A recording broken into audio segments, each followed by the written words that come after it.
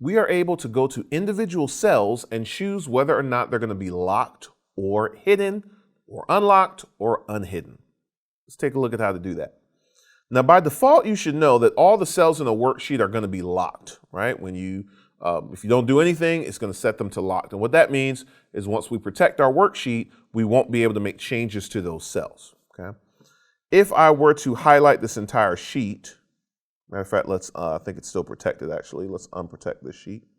If I were to highlight this entire sheet and I were to go to the Home tab, and I were to go to cell styles, or not even cell styles here, but rather format, and choose, matter of fact, even before I go into the full window, you can see lock cell is right here. We can see that selected.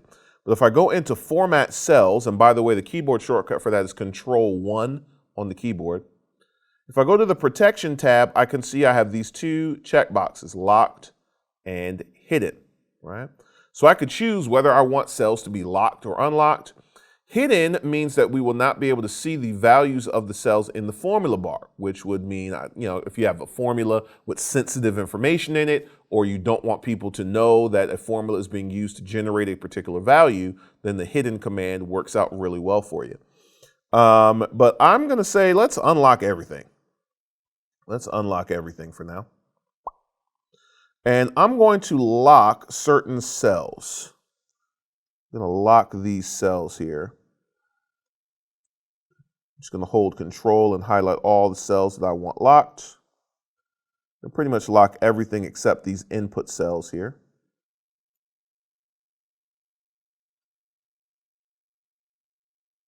All right, let's set those cells to be locked.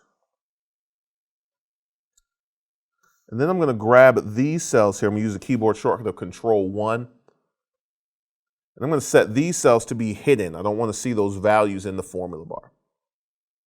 Click OK. All right, now all this is only going to take effect when I create or turn on sheet protection. So I'm going to go ahead and say protect sheet. I'm not going to put a password here, right? You guys get the idea. I'm going to turn these things off.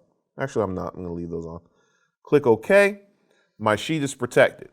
These cells are locked and hidden. Notice I do not see any values in the formula bar.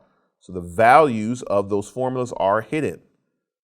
Right? These are not hidden, but they are locked. If I go to change this, it's going to yell at me.